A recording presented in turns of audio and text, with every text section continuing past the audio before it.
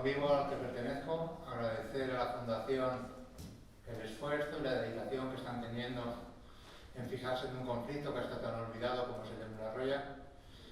Hemos estado mucho tiempo que pensábamos que estábamos muy solos y parece que esa sensación nos ha cambiado en los últimos meses.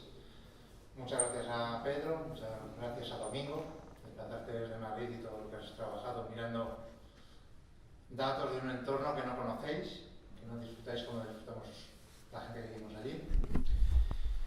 Y nada, pues a todos los que estamos aquí, que ánimo, que esto no está hecho, que hay otra forma de mirar el agua, de mirar nuestros ríos, de mirar nuestra agricultura y de mirar nuestro medio ambiente. Y bueno, ya paso para aquellos que son los que han trabajado y los que saben, que no acaben de explicarnos todo esto que han ido desarrollando estos meses. Bueno, pues ante todo también agradecer, ¿no? En este caso, últimamente suelo decir que nunca había venido tantas veces a esta casa como vengo viniendo en los últimos meses, ¿no? Con lo cual, y supongo que no soy el único, ¿no? Esta era una especie de castillo inasequible, ¿no? En donde gracias a gente nueva que habéis entrado en el Parlamento, yo creo, pues estáis dándole otro aire, otro ritmo, ¿no? Y venir aquí dentro y discutir y poner cerca de los parlamentarios y parlamentarias el debate. Luego otra cosa es que quieran venir, algunos venís, otros no vienen, unos comunican, a lo mejor otros no tanto, pero por lo menos no habrá el pretexto de decir de esto pues no estábamos suficientemente informados. Si no estabais es porque no queréis, porque os va llegando la información e incluso los debates se acercan a vuestros propios despachos, ¿no? Lo cual ya de por sí es muy interesante, ¿no? Aquí ahora lo que hemos hecho después de una primera reunión que tuvimos pues hace ya, no sé, mes y medio o algo así, fue un primer contacto para ver qué teníamos de este trabajo, de trabajos anteriores, qué nos faltaba por buscar, y ahí, bueno, pues sobre la base de un trabajo sistemático, profundo y perseverante de SeoverLife, tenemos aquí a Luis que nos explicará sintéticamente la parte, por así decir, de los valores ambientales en juego y quizá también de los elementos jurídicos, de la estrategia jurídica que probablemente en torno a la gestión ambiental es en donde hay más posibilidades de introducir, de introducir racionalidad y otra perspectiva y, bueno, pues que nos explique eso. Luego, por otro lado, hemos contado en esto de tiempo, desde que nos reunimos la vez anterior, con Domingo Baeza, que es profesor de la Universidad Autónoma de Madrid y experto justamente en el cálculo de lo que ahora es necesario hacer, ¿no? Con la legislación y la normativa vigente en España, que es valorar de manera diferente a como en otros tiempos se ha venido haciendo lo que serían los regímenes ambientales o ecológicos mínimos a respetar en cualquier río y en cualquier proyecto como este, en el que se van a variar, ¿no? De manera sustantiva tanto los caudales en el Jalón como en el río Negrío, ¿no? Y por mi parte, pues hemos retomado las valoraciones económicas que en su día hicimos, que es otra línea, en este caso muy significativa, ¿no? de lo que supone este proyecto, y finalmente abrir al tema de qué alternativas, ¿no? Valoraremos, por tanto, el proyecto en sí mismo y luego las alternativas que existen y que se vienen enunciando y promoviendo desde hace tiempo. Todo este proceso en su día y últimamente, pues engañándolo también a ratos, pues a José Javier Gracia, pues como siempre en todos estos estudios de la Fundación, pues es fundamental, y también pues agradecerle los ratos que le robamos, ¿no? De su quehacer diario. Y por lo demás agradeceros sobre todo a los afectados y a los colectivos sociales y ecologistas que de manera, en este caso sin nada que ganar, en todo caso más que la tranquilidad de espíritu y que supone pelear también por tu propio territorio, por las cosas que se entienden que deben ser justas, ¿no? Y razonables, pues agradecer vuestro esfuerzo, que es el que mantiene viva esta lucha. Bueno, pues entonces yo sugeriría dar la palabra a Domingo para que nos explique un poco sintéticamente la cuestión de los caudales ambientales que hay que respetar, qué tenemos y qué deberíamos tener en este proyecto. Luego, si os parece, tú explicas un poco toda la cuestión ambiental y la evolución jurídica sobre la base de la legislación ambiental europea y española, ¿no?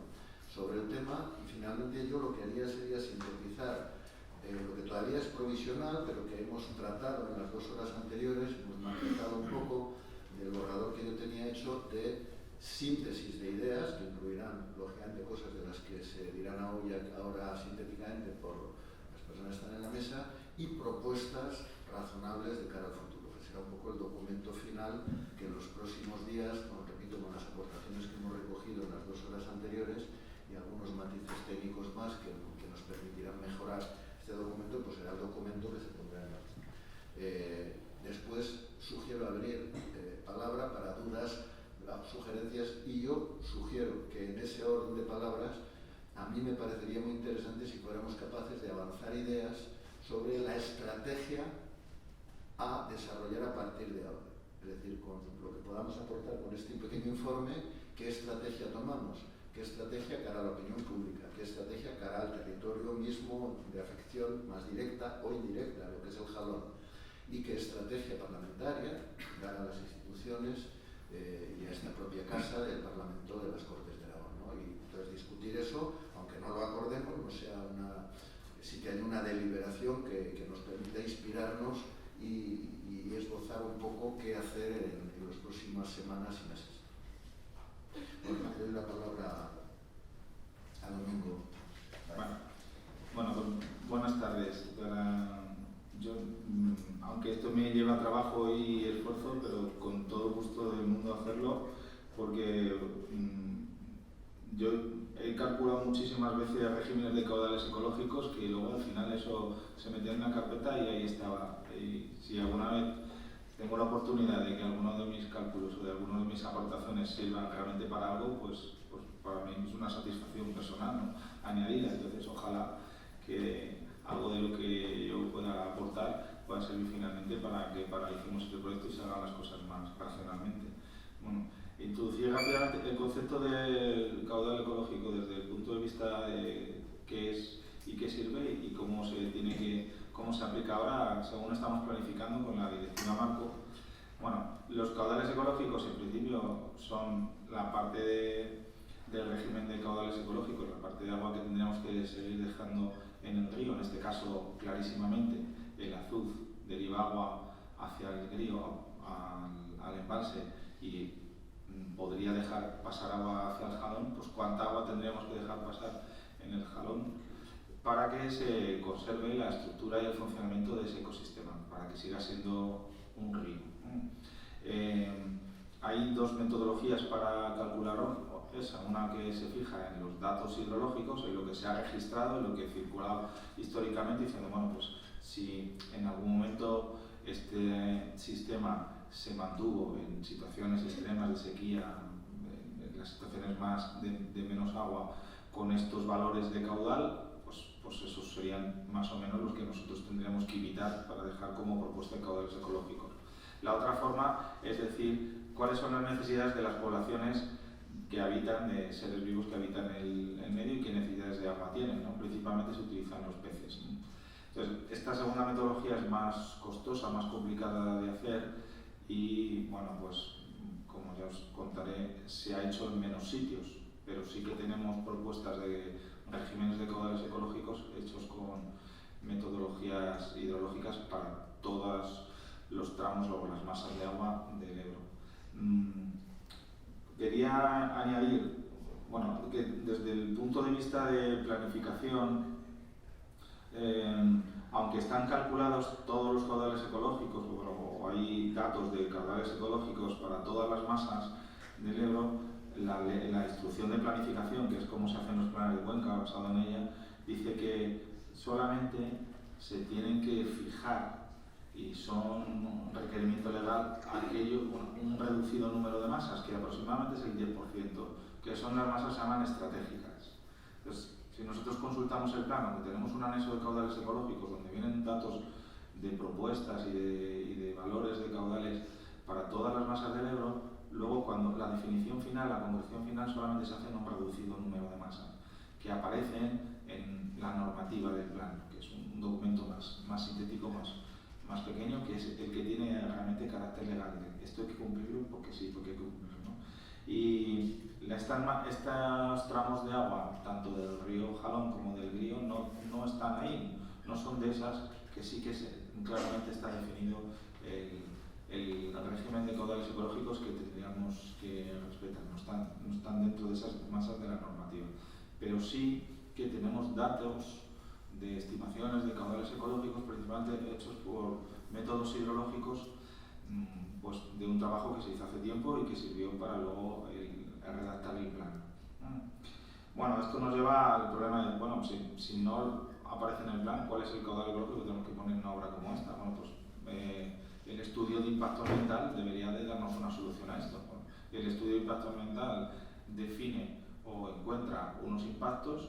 Uno de los impactos que se produce es la variación del régimen de caudales que se va a producir en el río como consecuencia de que vamos a almacenar agua en un embalse, pues tengo que proponer una medida correctora, y esa medida correctora es la propuesta de un régimen de caudales ecológicos para este tramo. Bueno, yo me he leído el estudio de impacto ambiental en esta parte y entonces dice que se propone unos caudales haciendo referencia al plan ideológico.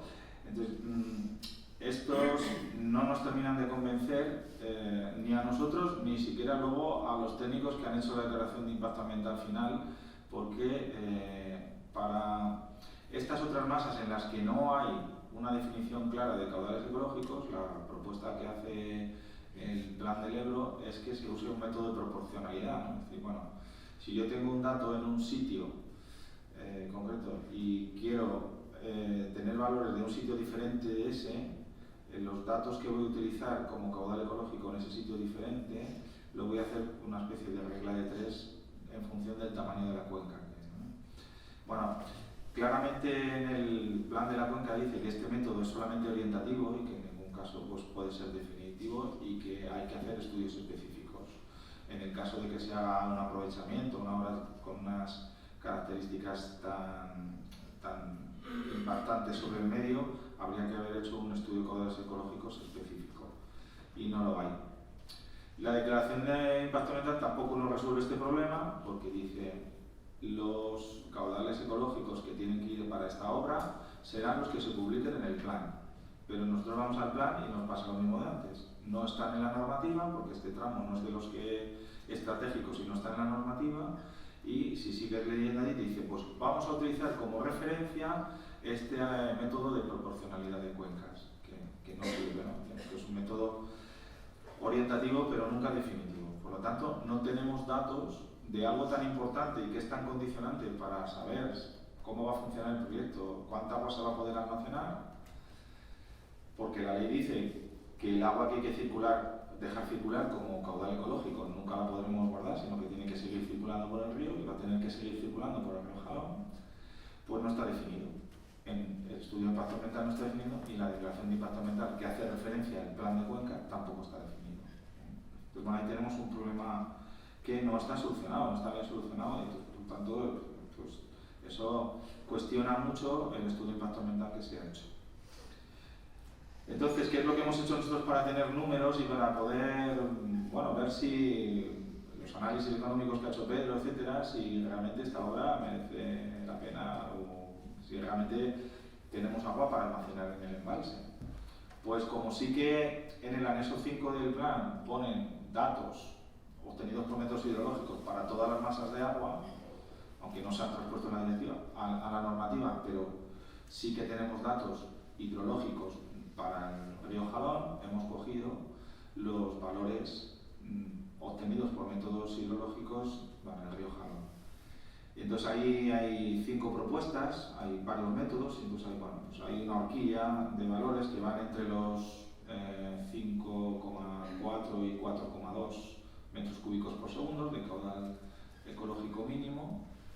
Y bueno, con esos dos números hemos construido unos regímenes más o menos exigentes, uno más exigente si tomamos el valor de 5,4 y uno menos exigente si tomamos el valor de 4,2 como una posible propuesta de caudales ecológicos para estas masas, ¿no? Bueno, esos son datos que la Confederación tiene ahí. Ya os digo que como no es una masa estratégica, no están en la normativa, no son los oficiales, pero son datos que tenemos sin mayor esfuerzo. Entonces, a partir de esos dos números construimos un régimen para todos los meses, porque los caudales de los ríos tienen que cambiar mensualmente porque tienen funciones distintas y tienen que cumplir pues, determinados procesos biológicos y ambientales en el río en función de las estaciones del año. Los modificamos mes a mes para obtener regímenes completos para el mes completo, para todos los meses. Bueno, finalmente hemos obtenido 4 propuestas de regímenes de caudales ecológicos que oscilan en total entre los 183 y los 155 hectómetros cúbicos año.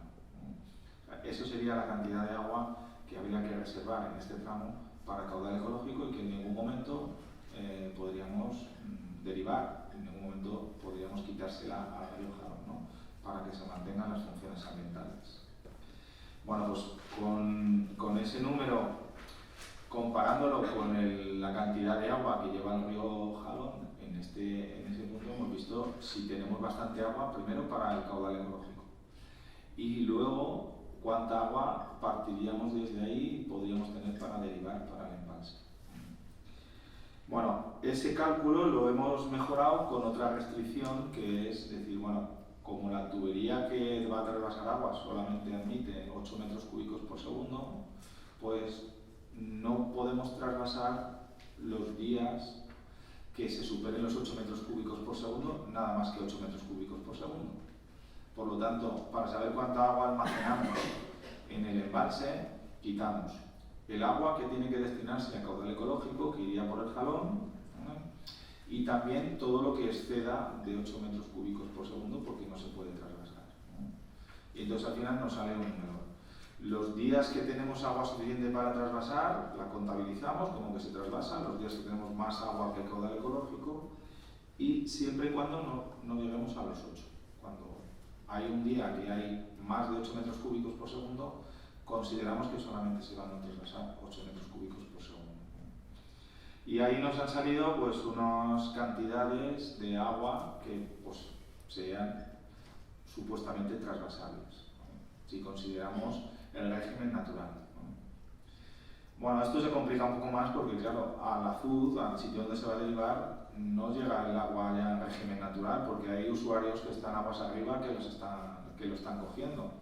Y entonces posiblemente el agua que llegue ahí no sea la que nosotros consideramos en régimen natural. Entonces hemos hecho el mismo cálculo también considerando que hay usuarios aguas arriba que ya están tomando agua, ¿no? Y también hemos visto cuánta agua podríamos utilizar para llenar el embalse, ¿no?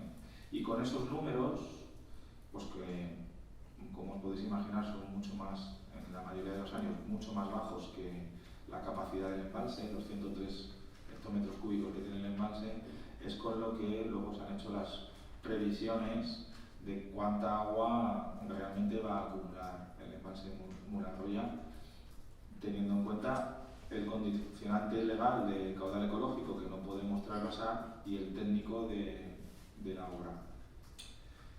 Y ya está, con eso yo creo que es suficiente, ¿no?, para explicar mi parte. Bueno, pues paso la palabra a Luis Tirado sobre todas las cuestiones ambientales y jurídicas en marcha. Hola, buenas tardes. Agradecer la invitación y encantado de estar con vosotros y poder explicaros esta parte ambiental. La zona tiene varias catalogaciones ambientales por su de protección, por su alto valor ambiental, para la redundancia. Bien, pues una de ellas son las cepas. Está declarada zona cepa, que quiere decir una zona de especial protección para las aves. Este criterio es un criterio europeo, es un criterio científico. O sea, no elegimos al azar donde poner una cepa porque nos apetece, no. Se estima que es ese lugar por un serie de criterios científicos y técnicos. Y entonces, bueno, esas zonas son en toda Europa una red de zonas de protección especial para las aves donde han quedado, donde están los mayores y más importantes valores ambientales, ¿no? Bueno, estas cepas, esta cepa donde se encuentra inmersa dentro de este proyecto del embalse Murarroya y el trasvase, está declarada cepa por una serie de aves, concretamente aves rapaces, aves de gran tamaño, planeadoras, que crían en cortados rocosos, los buitres, la Acanthophrygera, la real, bueno, pues varias de estas, ¿no? Y porque hay un número suficientemente importante y porque su lugar entonces merece la pena. Bien, ¿qué ocurre? Entrando ya en materia, pues que estas aves rupícolas lo que necesitan son cortados rocosos para reproducirse. Y luego el resto del hábitat donde viven, pues que haya caza, etcétera, etcétera, ¿no? Por un lado, el embalse, la obra que se ha hecho, ya ha dinamitado parte de cortados rocosos donde criarían hipotéticamente estas aves. Ya no van a criar, claro. Hombre, hoy día, a fecha de hoy, aún podrían criar, pero mientras estaban las obras, evidentemente no. De hecho, pues ha habido afecciones a aves rupícolas. Lo curioso de este asunto nos ocurre siempre con multitud de casos de este estilo, con especies en peligro de extinción, como es el águila azul-pericera, como este ejemplo. Y es claro, dices, no, es que aquí ya no cría el águila azul-pericera, entonces ya podemos hacer este embalse, podemos hacer esta carretera, podemos hacer lo que sea, ¿no? Claro, como cada vez hay menos, en los años 90 había 60 parejas, ya solo quedan 20 y pocas, una de ellas a escasos kilómetros del embalse, por cierto, que es un gran valor ambiental, lógicamente, tener una de las 20 y pocas que quedan en Aragón está ahí al lado. Claro, lógicamente, si hipotecamos con obras de este estilo u otras, ¿no?, el hábitat donde se reproduciría, jamás, aunque queramos recuperarlo, y estamos obligados por la ley a recuperar, por la ley, porque la sociedad así lo pide, es recuperar ese valor ambiental que se está perdiendo, pues está claro en la extinción, jamás lo podemos recuperar si hipotecamos sus lugares de reproducción. Y eso, la ley lo deja muy claro, la ley a nivel estatal. Es decir, en este caso, por varias razones se están incumpliendo las leyes ambientales. Hay otra cuestión. En las áreas planeadoras, es muy interesante esta cuestión, las planeadoras requieren, o sea, son planeadoras, porque lo que hacen es volar sin demasiado gasto energético, sin aletear demasiado, pues como si fuera un planeador, ¿no? Entonces que ellos, estas rapaces utilizan estos valles, estos farallones, estos desfiladeros del Jalón, los del Ebro y otros desfiladeros de este estilo, para, como si fueran carreteras. Ellos van por ahí, porque hay unos vientos de laderas, una especie de vientos calientes ascendentes, y ellos van por ahí tranquilamente volando, disminuyendo el gasto energético. Por eso, estos desfiladeros son cepas que están aquí reproduciéndose y no otro lugar que a lo mejor no tiene estas características. Si eso se embalsa y se llena de agua, desaparece esa capacidad para ese uso del espacio para este tipo de aves planeadoras. Entonces, frente a un valor ambiental extraordinario que tiene esta zona, tenemos un impacto ambiental que le afecta por varios sentidos y muy gravemente. Porque yo qué sé, podría haber especies invernantes. Bueno, vienen a invernar, pueden estar aquí, pueden estar allá, igual me da. Si están en el bosque, pues yo qué sé, igual si está en el río no pasa nada. Es que le afecta directamente a la capacidad que tiene para la supervivencia de estas especies. Lo cual es grave, claro. Y por otro lado, esta misma zona está declarada, tiene varias declaraciones de LIC, que es parecido a las cepas, pero para lo que no son aves. Es decir, por ejemplo, cuando hay una serie de plantas, de murciélagos, de árboles singulares, una serie de especies, pues entonces si tienen los criterios, como os digo, siempre es con criterios científicos y técnicos, estos LIC pues reciben esa catalogación, ¿no?, por unas especies determinadas. Bien, en el vaso del proyecto del embalse hay varios hábitats de este tipo, que son afectados en caso de que eso se inundara. Y de hecho hay plantas en peligro de extinción y hábitats, que los hábitats son como conjuntos de plantas, también cuevas de murciélagos, etcétera, etcétera. Bueno, incluso estas afecciones no solo están en el propio embalse, sino en el trasvase, en la captación, trasvase, etcétera, también son afectadas. Este conjunto de valores, así aislados, pues qué interesante, ¿no?, que estas especies aquí. Pero es más importante de lo que parece, porque en los desfiladeros del Jalón es una zona, es lo que los ecólogos llaman los ecotonos, una zona de transición entre el ecosistema del Valle del Ebro, propiamente dicho, los esteparios, los monegros, bechites, no sé cuántos, que es la octava maravilla, lo mejor que tenemos en Aragón, está allí, y eso, los desfiladeros están en la transición entre esa zona y las sierras, ¿no?, las sierras ya de sistema ibérico, que son otras zonas que suelen tener alto valor ecológico. Digamos que estos corredores biológicos son fundamentales, extremadamente fundamentales, no solo por las especies que hay per se ahí dentro viviendo, sino por lo que hay entre un lugar y otro. De hecho, se estima que los que son hoy día tan importantes o más la protección y la mejora de los corredores biológicos que los puntos tipo Valle del Ebro o Ibérico, que son los tradicionalmente más importantes para la biodiversidad.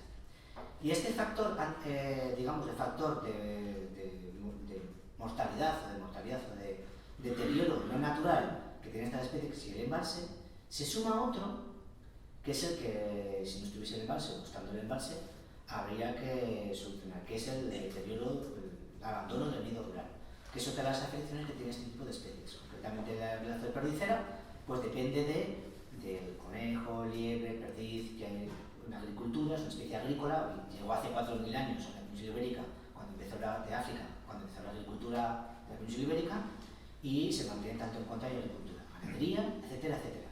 Entonces, este tipo de inversiones se desarrollan en planes de gestión que estamos obligados a disponer en España, de estas cepas y de estos LIC. Bueno, ya está pendiente de una sanción, es una especie de aviso por la Comisión al Estado español y concretamente a Aragón. Aragón es la autonomía con menos planes de gestión declarados de las zonas cepa y LIC. Entonces, el hecho de afectar a una cepa y un LIC que ni tan siquiera tiene un plan de gestión, esto en la Comisión Europea como mínimo se va a ver mal, como mínimo.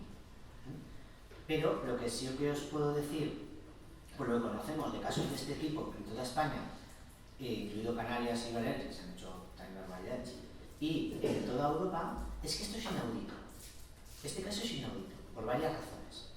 Es que no existe esta posibilidad. En cualquier otra cepa o LIC o espacio natural protegido, en cualquier lugar de Europa, nadie propone un embalse dentro. Se proponen inmediatamente fuera, que a veces puede afectar igual, pero bueno, inmediatamente fuera, o alternativas, etcétera, etcétera. Pero jamás un embalse dentro. Eso no ocurre. Hay casos que afectan a cepas de organizaciones, paralizadas, por cierto, en muchos casos, de carreteras, la afección es menor, etcétera, etcétera. Pero en un caso de estos no. Esto no existe. Lo que sí que hay es sobre zonas de embalses antiguos, declaraciones de espacios naturales protegidos, ¿no? Eso sí que existe, pero no lo contrario. Esto no se entiende en la Comisión Europea y de hecho hay una serie de directivas, la directiva AVE y la directiva AVES, que son dos normativas de obligado cumplimiento que los tenemos en todos los Estados miembros de la Comisión y que flagrantemente se saltan y se incumplen con un proyecto de este tipo, una cepa y un LIC. Eso es, de verdad, os aseguro que eso es impensable en cualquier lugar de España, de Europa. Y pensamos que por eso mismo, entre otras cosas, hay un recorrido jurídico también inaudito en España. De hecho, Mularroya, como sabéis que para que una sentencia judicial pues, sirva como jurisprudencia y eso siempre es jurisprudencia, entonces a partir de ahora el resto de proyectos se paralizan o se dejan de paralizar, se requiere que por lo menos la misma sentencia se haga en varias ocasiones. ¿No? La primera sentencia no hay jurisprudencia, tiene que haber más de una. ¿No? Bueno, Mularroya fue la primera de una sentencia que fue la primera en España y después de Mularroya ha habido ya varias por otros casos, por otros proyectos de otro estilo. ¿No? Mularroya sembró el rescate, la salvación de muchos otros proyectos y lo que ayudará ya de por sí este desarrollo jurídico en muchos proyectos en España. Se recurrió, antes de que se declarara CEPA, estaba declarada IVA por SEO BirdLife, es una cosa que nos inventamos SEO BirdLife en toda Europa, porque los Estados miembros declararon la CEPA, será obligatorio. Entonces, bueno, ganamos una sentencia en Estrasburgo y entonces nos dio la razón a BirdLife y a partir de ese momento, pues todas las cepas de toda Europa se han basado en las IVAs de SEO BirdLife. Bueno, pues en este caso, a Cerede no se había declarado una cepa, se había declarado, una IVA de BirdLife, de SEO BirdLife, no se había declarado cepa, se había hecho una especie de hueco. Esto pasa en otros lugares, en Biersa, en pistas de esquí, en Piscarrués, pasa en otras zonas, no creéis que solo pasa aquí. Pero en esos casos todavía no se ha hecho ningún proyecto ahí. Pero en este caso coge y justamente a medida del vaso del embalse se hace alrededor la cepa, pero no en el vaso del embalse. Bueno, pues esto se recurrió y en el Tribunal Superior de Justicia de Aragón se ganó y se obligó al gobernador a declararse esa cepa. Esta sentencia que te digo fue la primera en España, fue un caso absolutamente extraordinario, pues ya vamos por la tercera, la cuarta o la quinta en España, lo que hace que, cualquier otro proyecto que se haga a partir de ahora sobre una IVA que no sea declarada cepa, cosa que se han saltado muchas autonomías, se lo piensen 2 o 3 veces porque hay un marco jurídico que es muy probable o altamente probable que se pierda por parte del productor, ¿no? Que suele ser la administración, suele ser. Posteriormente, se recurre también el proyecto, estudio impacto ambiental, porque entre otras cosas, como os digo, como os he adelantado, hay una serie de valores ambientales de alto valor ecológico. Y entonces, además, el estudio de impacto ambiental que se proponía en aquella ocasión, el primer estudio de impacto ambiental, era extremadamente simple, vago en todo tipo de medidas, en fin, pues por ser políticamente correcto, pues era un estudio de impacto ambiental muy pobre. De hecho, por primera vez en el régimen jurídico conocido, el régimen administrativo, pues hay una sentencia en la que la Audiencia Nacional, en este caso, lo que hace es desestimar este proyecto, interproyecto de estudio de impacto ambiental, porque las medidas ambientales que se proponían en el estudio de impacto ambiental eran insuficientes.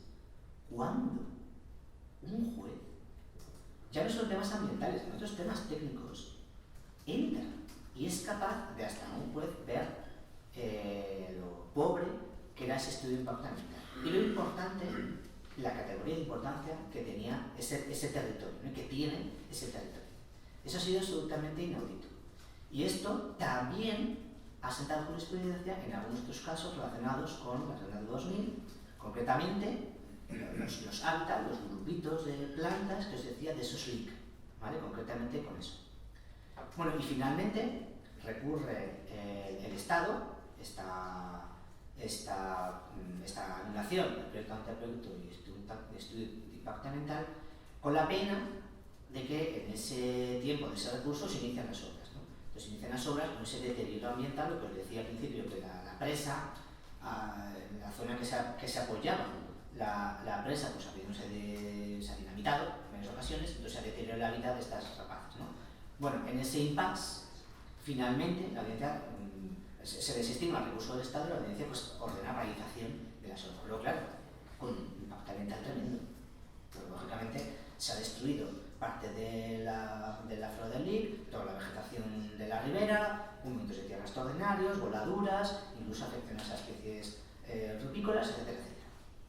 Y posteriormente de esta paralización, buscar siguiendo con esta insensatez ambiental y desde otros puntos de vista, pues continúa adelante el Estado tratando de buscar un plan B, una salida a lo que saben que es imposible de cumplir, que es la directiva del hábitat, las directivas del marco europeo, ¿no? y las normativas ambientales. Es imposible cumplirlas. Bueno, buscan un recoveco, que es inventado, una declaración de interés que les permite saltarse en estos casos pues la directiva de hábitats y afectar a estas zonas de alto valor ecológico unas medidas compensatorias. Bueno, eso es el segundo estudio de impacto ambiental. Sigue siendo, bueno, es muchísimo mejor el anterior, claro, era fácil superar el primero, era extremadamente fácil, pero en el segundo se aumentan las medidas ambientales. Ya no sé yo qué hubiese pasado con este estudio de impacto ambiental, con esa declaración de ese juez. Pero con este segundo siguen sin cumplirse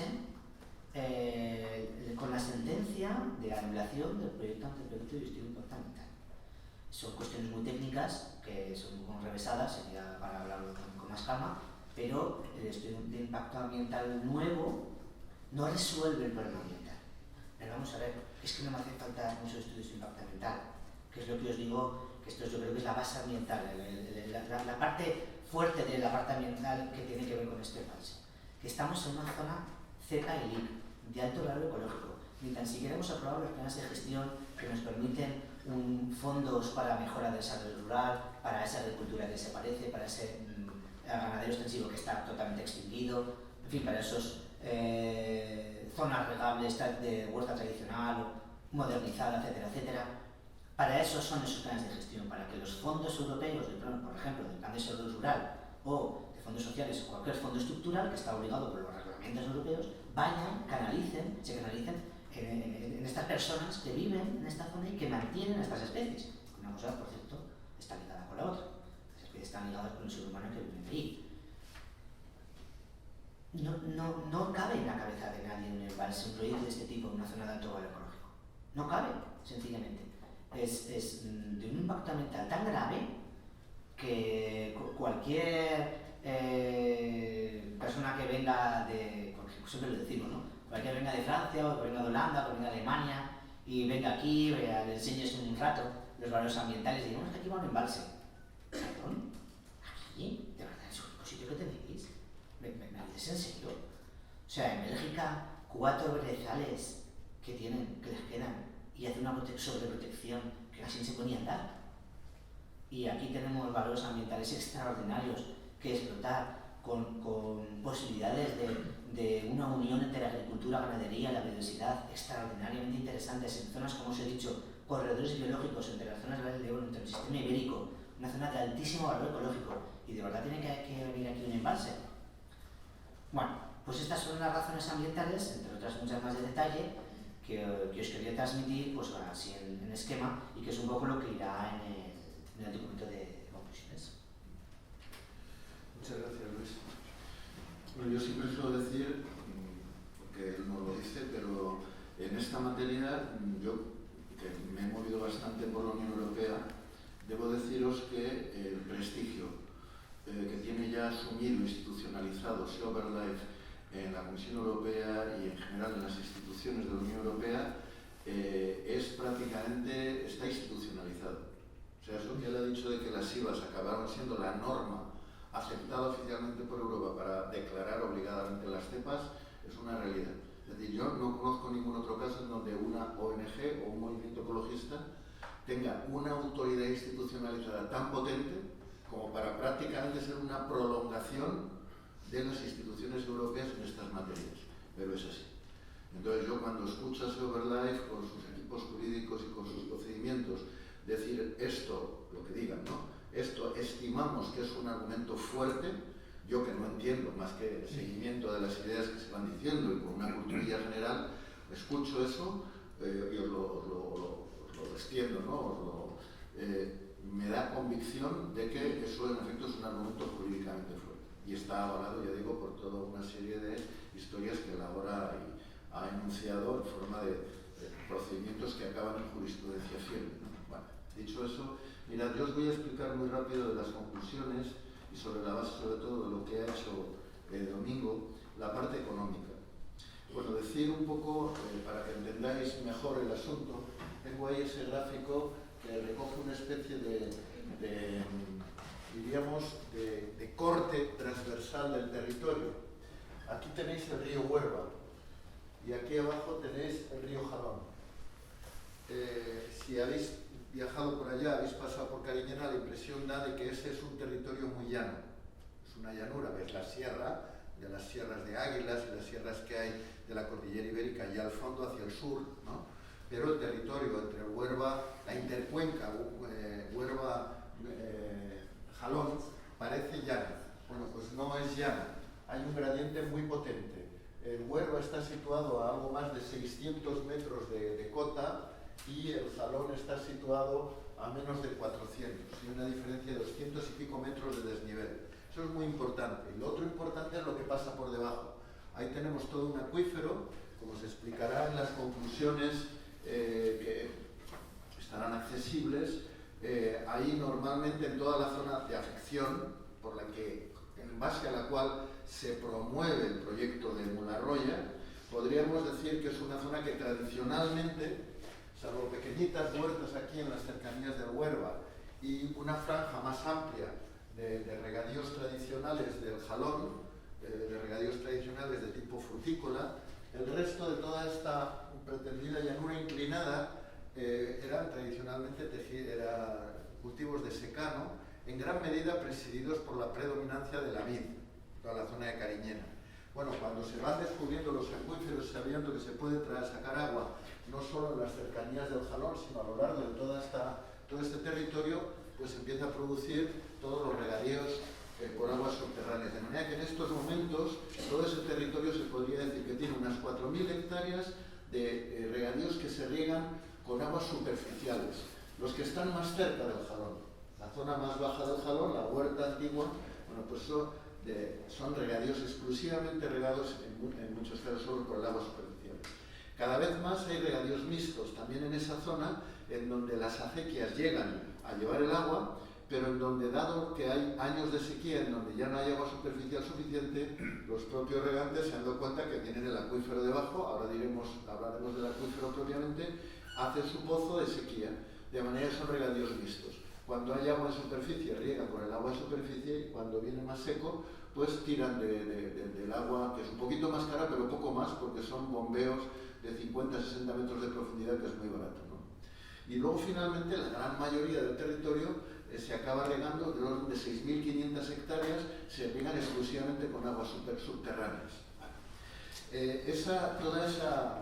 Aquí hay como 3 niveles, hay 15 unidades acuíferas subterráneas, pero que se pueden sintetizar como en 3 niveles.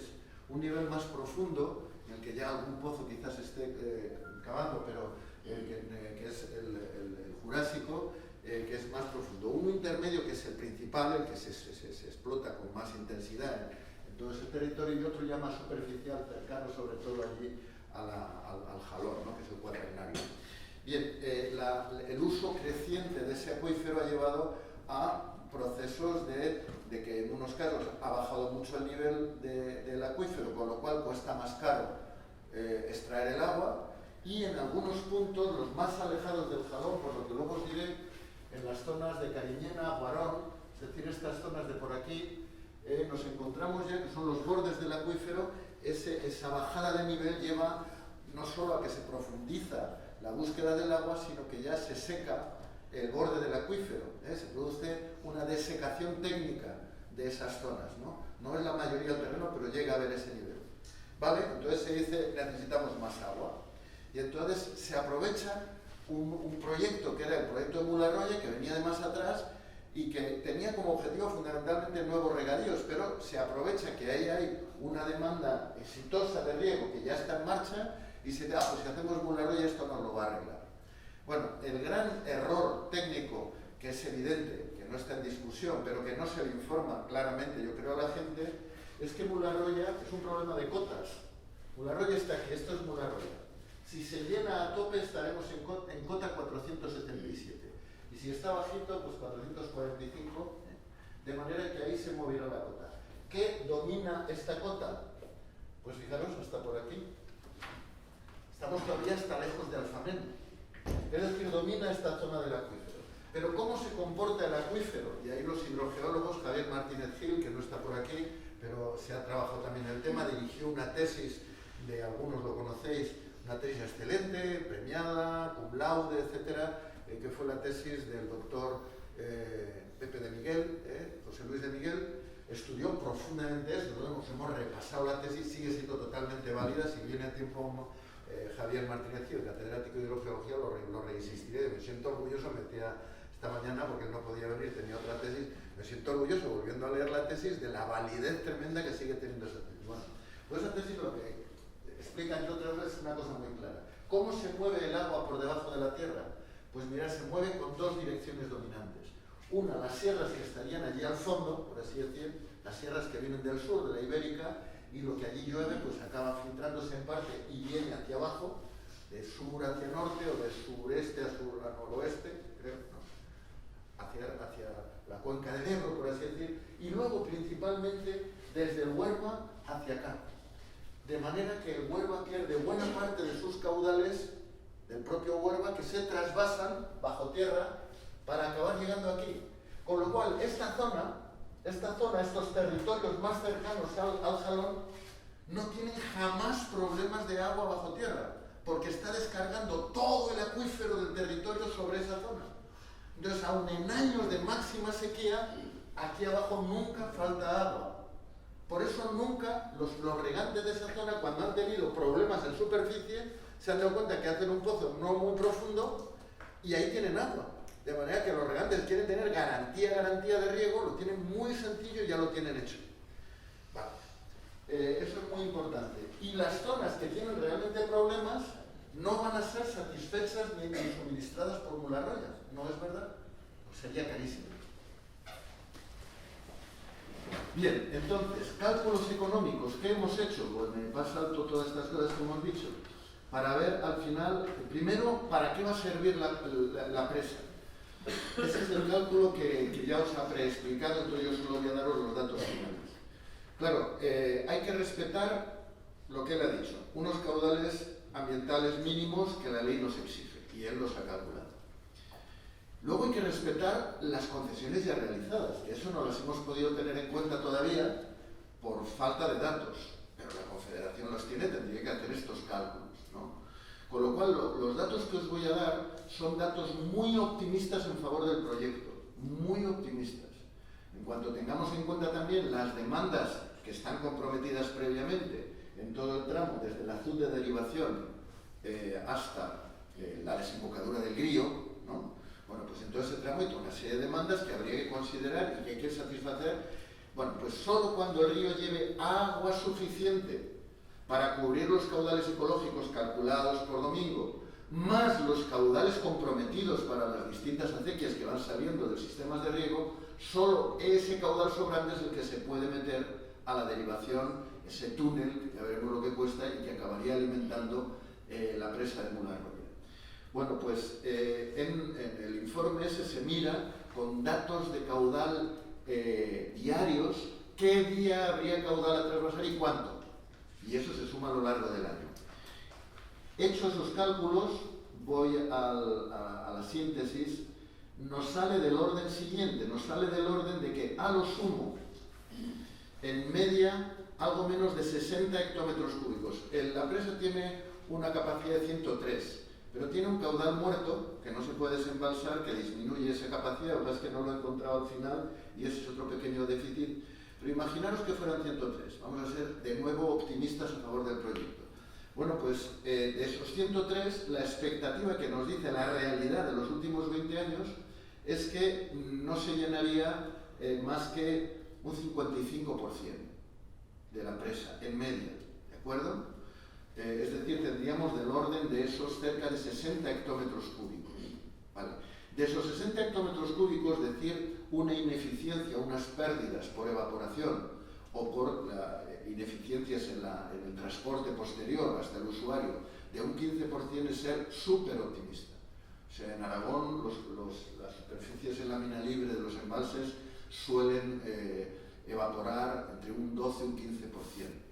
O decir un 15% de ineficiencia es ser muy optimista, pero vamos a serlo. Con lo cual, al final, lo que acabamos teniendo propiamente de caudal esperable que vamos a servir son apenas 52 hectómetros cúbicos, 51 hectómetros cúbicos. Vale, lo que hago es muy sencillo. Miro a ver qué es lo que se ha presupuestado. Alguno de vosotros me decía en el seminario previo que hemos tenido, cuidado, que hay desviaciones presupuestarias. Sí, desviaciones presupuestarias que generalmente superan el 25 o el 30%, que muchas veces llegan al 100% y a veces llegan a más. O sea que no son desviaciones presupuestarias de un 3%, de un 2%. No me meto ahí, solo lo aviso. Vale, supuesto que no hubiera desviaciones presupuestarias, la amortización de esos capitales a 40 años supondría casi 10 millones de euros al año. ¿Seguís? 9,8. Si yo divido 9,8 millones de metros cúbicos anuales que teóricamente se podrían servir por esos 52 millones de metros cúbicos que decimos que se pueden almacenar, pues lo que acaba saliendo es un coste por metro cúbico de 0,19, es decir, de prácticamente 20 céntimos de euro metro cúbico. Para los que sois regantes o podéis tener ideas, si hubiera que regar con ese coste, 20 céntimos o 19 céntimos de euro metro cúbico, empleando, pues, por ejemplo, un campo de perales o melocotonero, 7.000 metros cúbicos hectárea, un regadío eficiente, Si es por inundación, más. De hecho, la dotación de la zona está en 9.000 y pico. O sea, de nuevo estoy siendo muy optimista, muy generoso con el proyecto. Bueno, pues si solo empleas 7.000 metros cúbicos porque eres un regante maravilloso y no desperdicias ni una gotica, te sale a más de 1.300 euros por hectárea y año el coste de ese riego. Ningún regante regaría un campo de melocotones por ese coste, ninguno.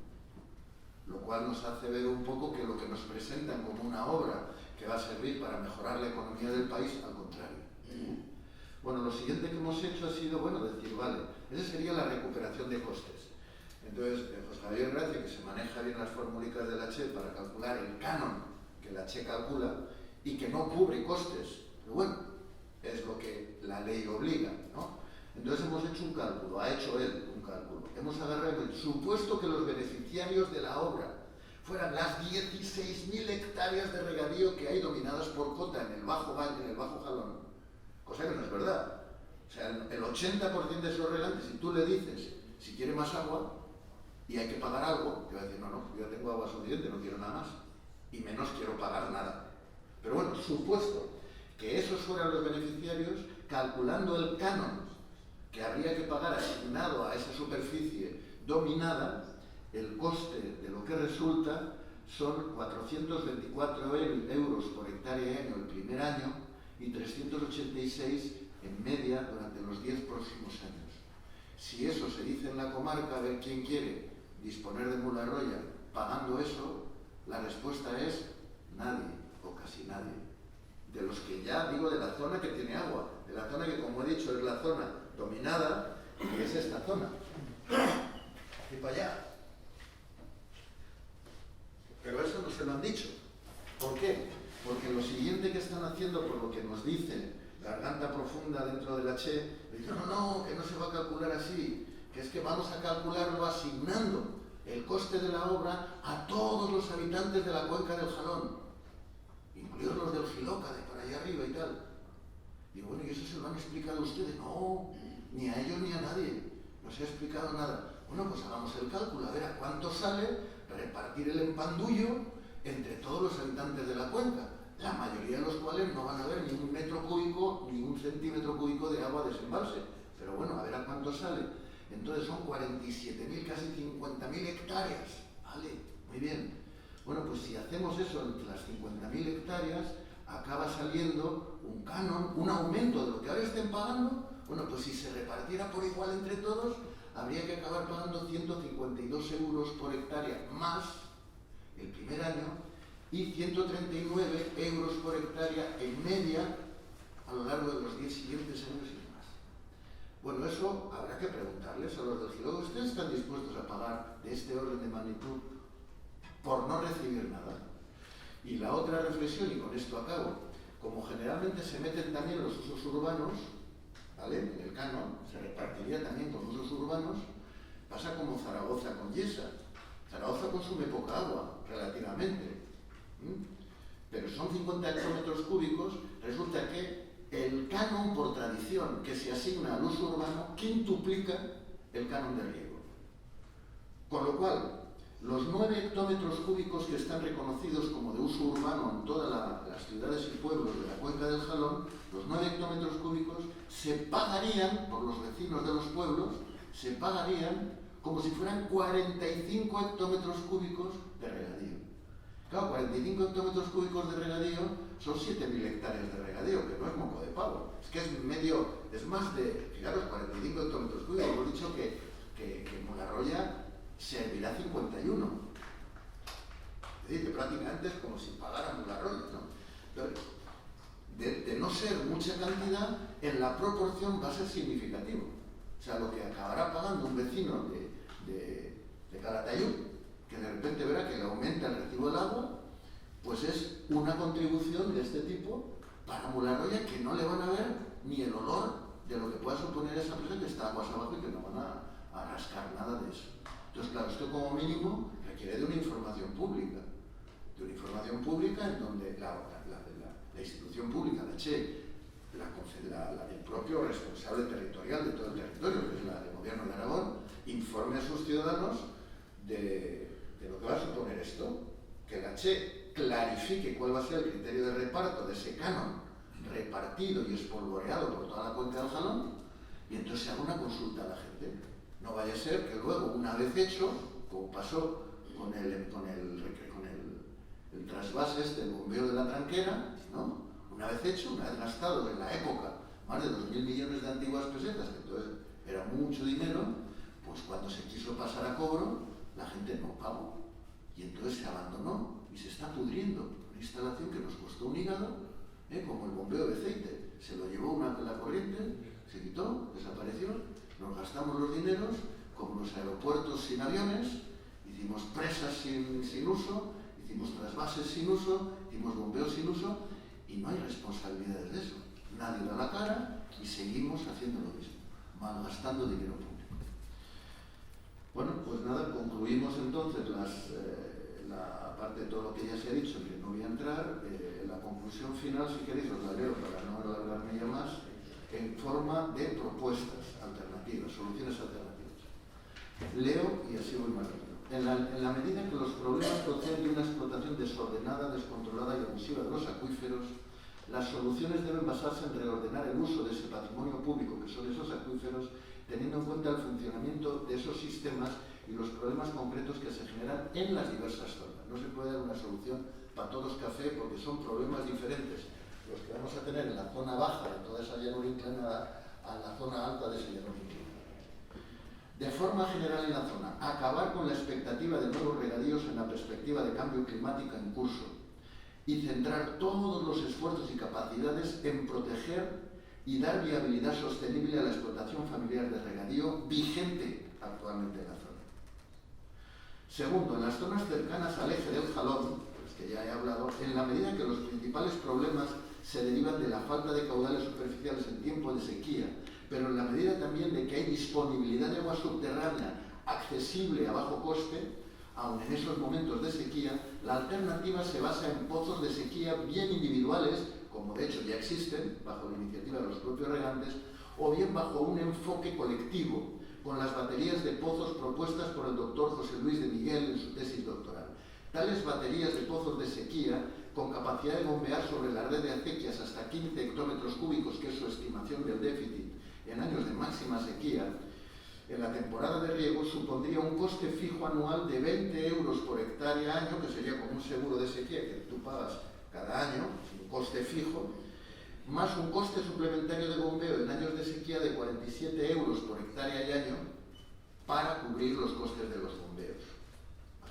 Ese es el coste.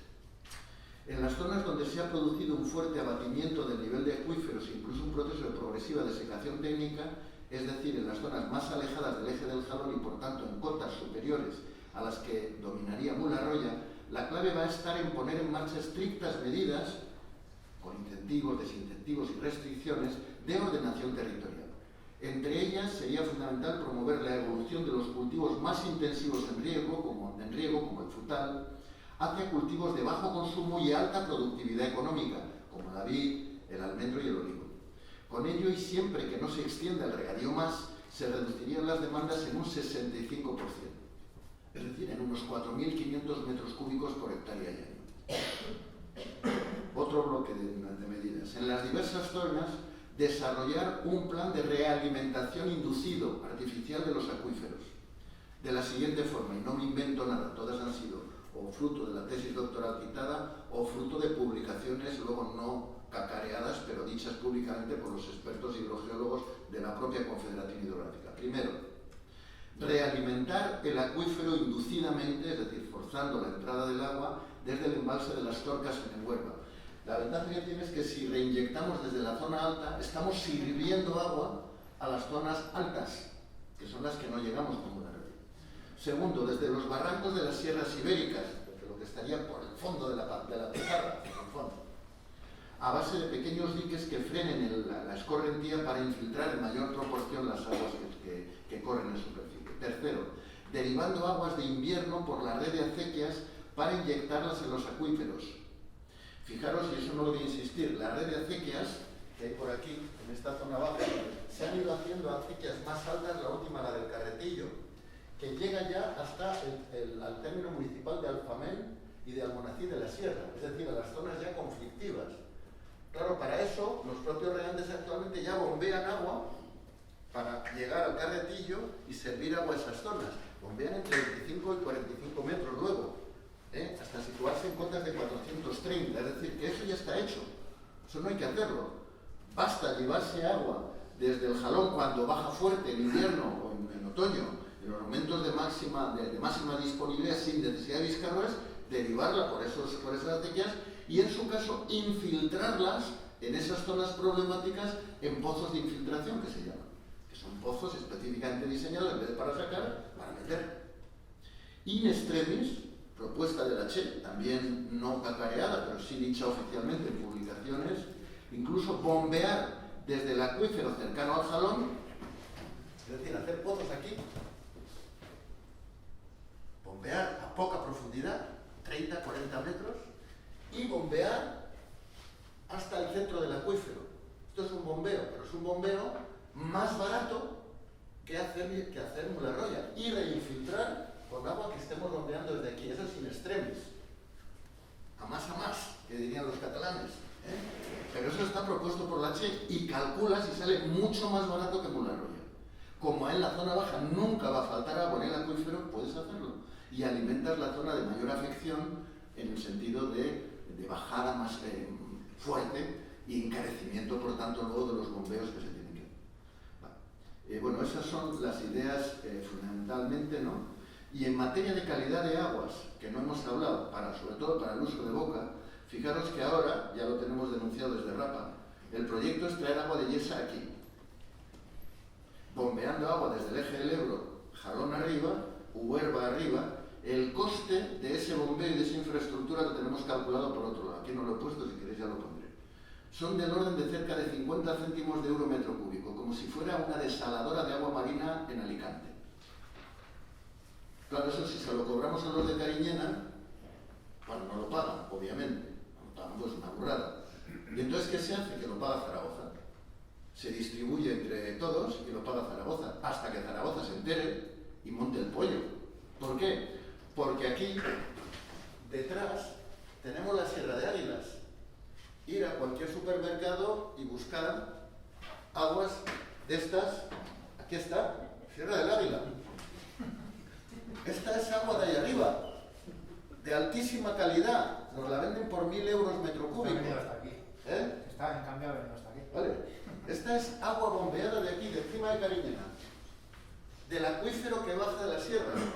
Entonces ahí pones los pozos y por gravedad te bajaría el agua a toda la comarca, un agua de altísima calidad, del grifo, tendrías agua embotellada en el grifo, mucho mejor que la de Yesa, y por gravedad. ¿Por qué la tenemos que pagar desde Zaragoza 50 céntimos de euro metro cúbico? ¿Somos tontos o qué? Entonces, bueno, pues ahí tenemos la alternativa, ¿no? Cuidar ese acuífero y las aguas de calidad en la zona alta, bombearlas y servirlas por gravedad a toda la comarca. Bueno, estas son las alternativas y por tanto lo que proponemos es detener Mularroya, cerrar esa obra para que no haya riesgo de colapso por crecida del río, de cerrarla para hacer grandes aliviaderos, de manera que si en un momento determinado viene la lluvia del milenio, ¿no? Pues que no vaya a haber problemas de seguridad de esa presa, de lo que ya tienen construido, a buenos aliviaderos, y abandonar esa obra. Y con lo que no se haya gastado todavía de ese enorme presupuesto, por ejemplo, el túnel, que va a costar más que la presa, pues eso lo dediquemos a hacer estas opciones alternativas que son eficaces, inmediatas y mucho más baratas. Pues nada más.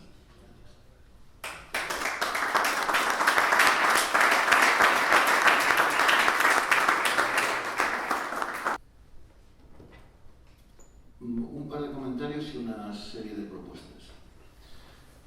Primero, en esta zona, si el agua en sí fuera simplemente una necesidad vital, pues en helicóptero,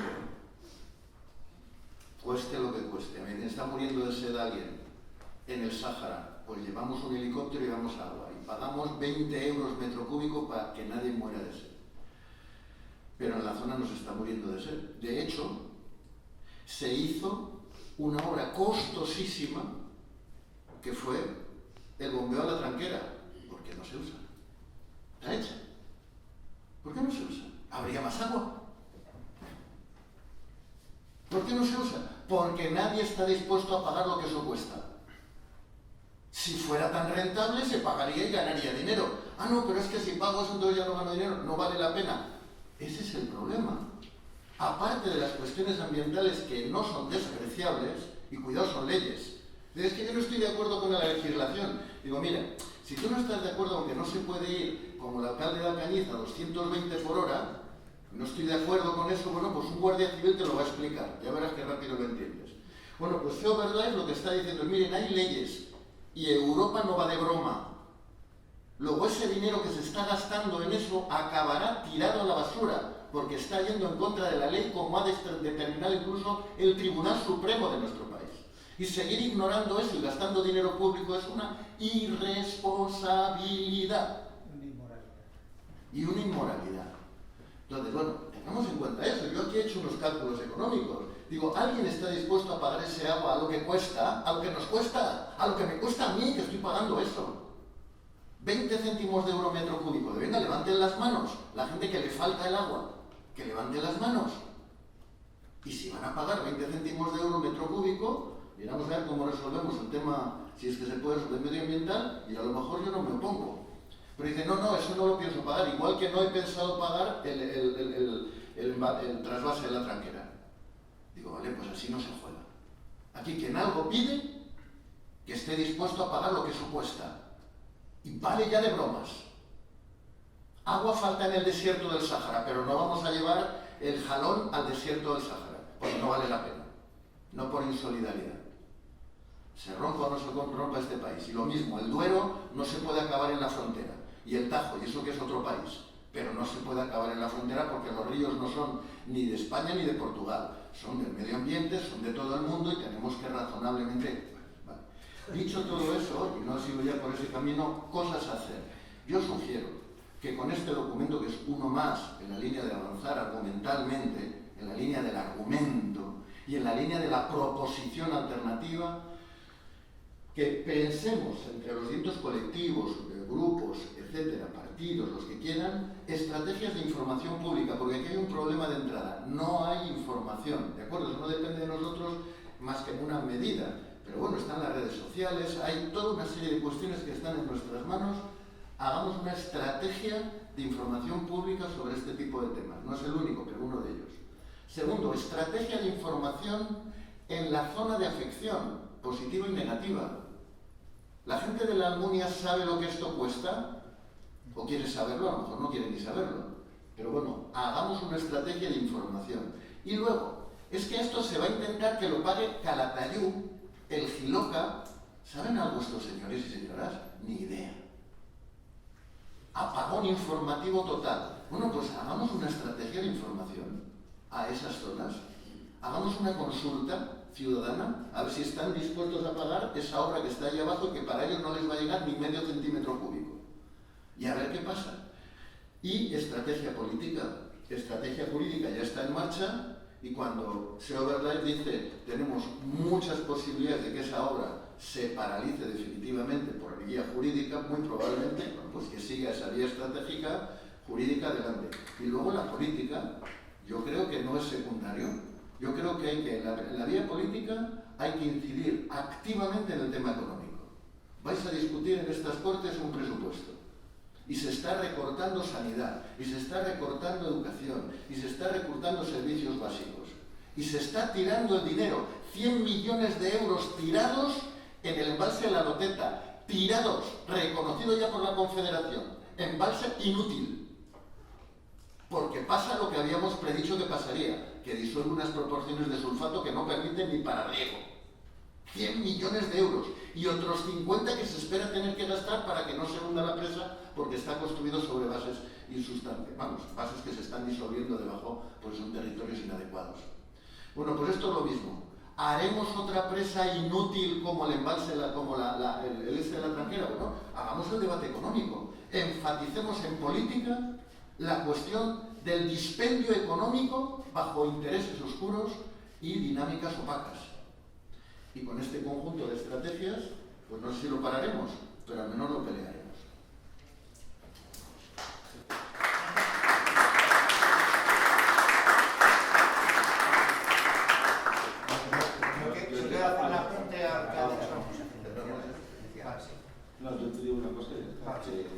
yo creo que soy de fuera del territorio, que contéis conmigo para cualquiera de estas estrategias, tanto para contarlo aquí como contarlo en la zona o donde sea, ¿no? Que a lo mejor que sepáis que ya que nos hemos metido vamos a meternos hasta fondo, ¿no?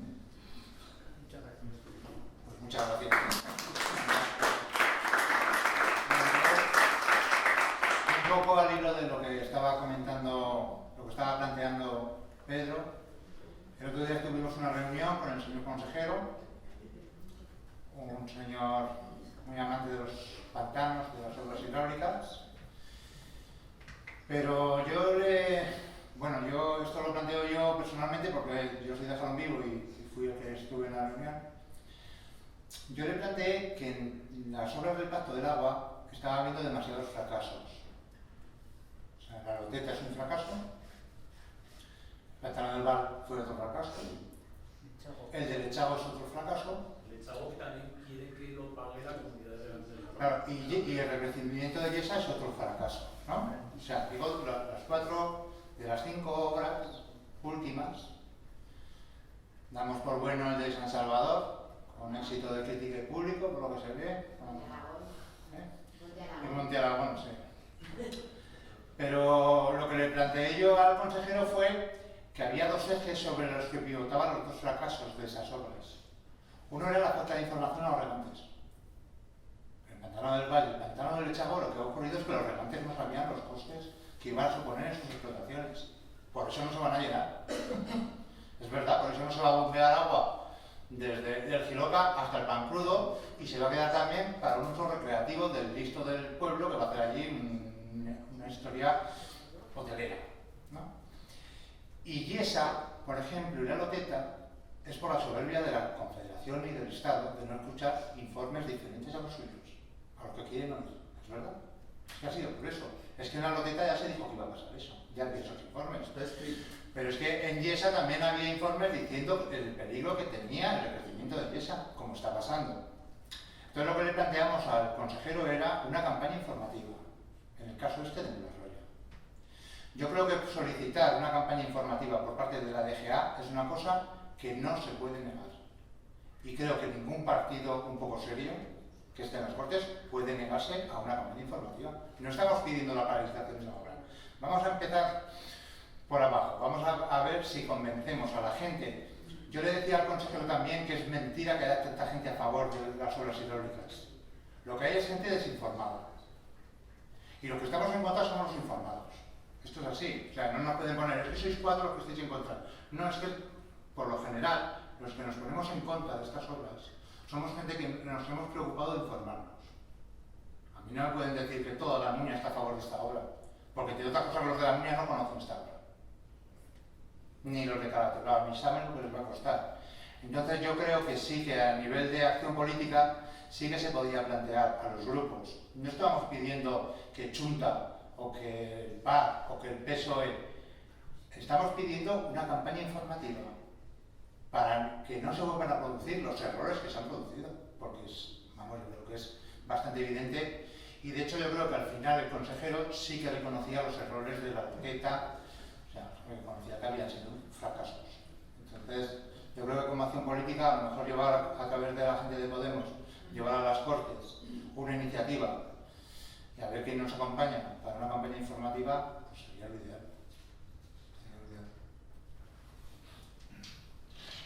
Luis. También por cerrar, estoy de acuerdo con trabajar desde abajo, y lo habéis comentado alguno y tienes toda la razón del mundo, en la parte de sensibilización. ¿Por qué? Porque hemos superado, por ejemplo, la conservación del patrimonio cultural o eclesiástico.